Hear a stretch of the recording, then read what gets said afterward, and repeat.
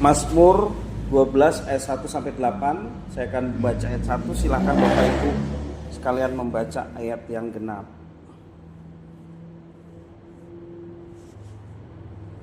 Untuk pemimpin biduan menurut lagu yang ke-8 Mazmur Daud.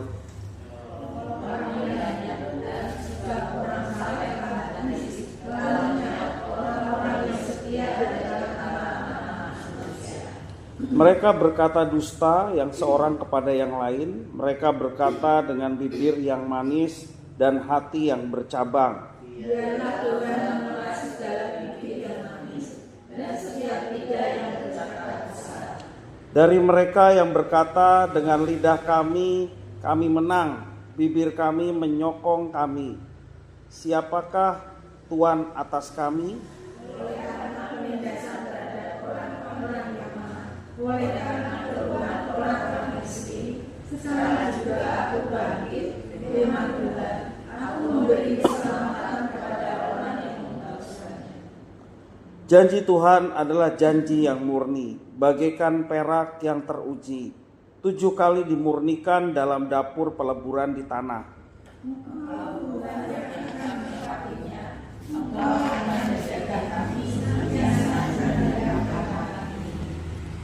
Orang-orang fasik berjalan kemana sementara kebusukan Orang-orang fasik berjalan kemana-mana sementara kebusukan muncul di antara anak-anak manusia.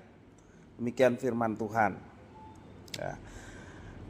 Kejahatan rasanya benar-benar menjadi parah. Ya. Orang tidak segan-segan ataupun tidak malu-malu mengorbankan sesamanya demi hasrat ataupun kepentingan pribadinya. Seperti itu ya. Manipulasi, kecurangan lazim dilakukan. Dan celakanya sebagian dari orang-orang itu termasuk juga orang percaya yang melakukannya. Pemazmur melihat hal itu terjadi di sekitar kehidupan pemazmur ya. Ia melihat banyak orang saleh berubah menjadi tidak setia. Itu yang dilihat oleh pemazmur. Ya, mereka saling berdusta, berkata manis tetapi berhati licik. Dalam ayat yang ketiga menjelaskan demikian. Dalam zaman akhir godaan memang makin kencang menerpa setiap kehidupan orang percaya.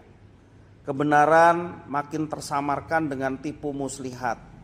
Maka Tuhan mengingatkan umat untuk senantiasa berjaga-jaga. Itulah yang menjadi kunci untuk menghadapi tantangan yang datang dalam kehidupan orang percaya.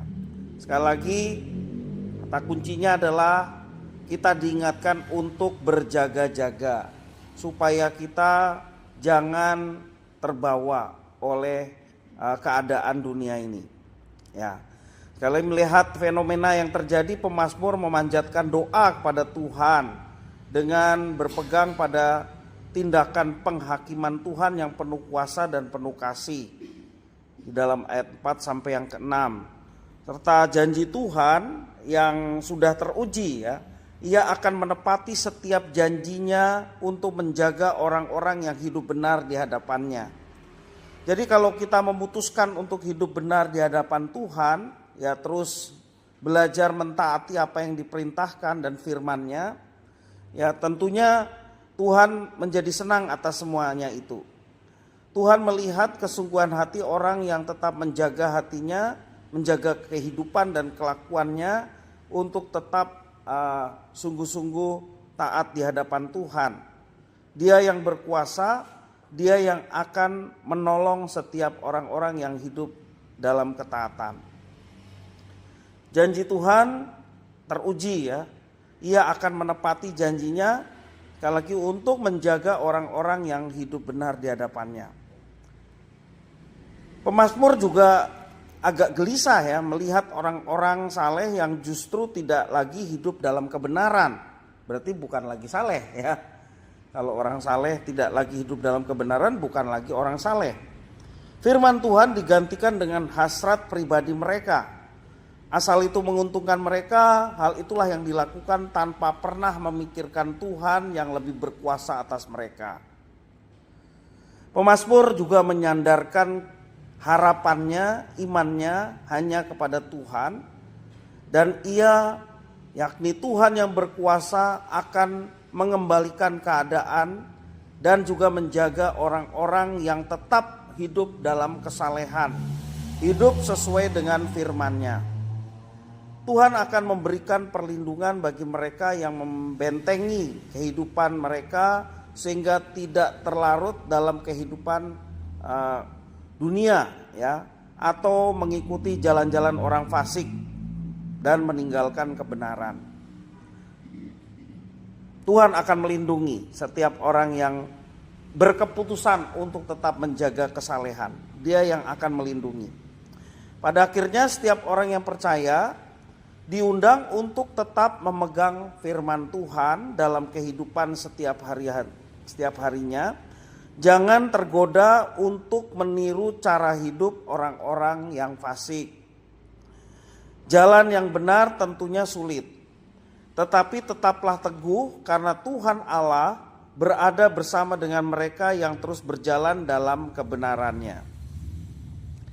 Bahkan kita pun terus diundang oleh Tuhan untuk memancarkan terang kasih Tuhan, agar mereka yang lengah, yang berbelok jalan ataupun juga yang salah dapat kembali kepada kasih Tuhan sehingga mereka boleh mengalami pemulihan.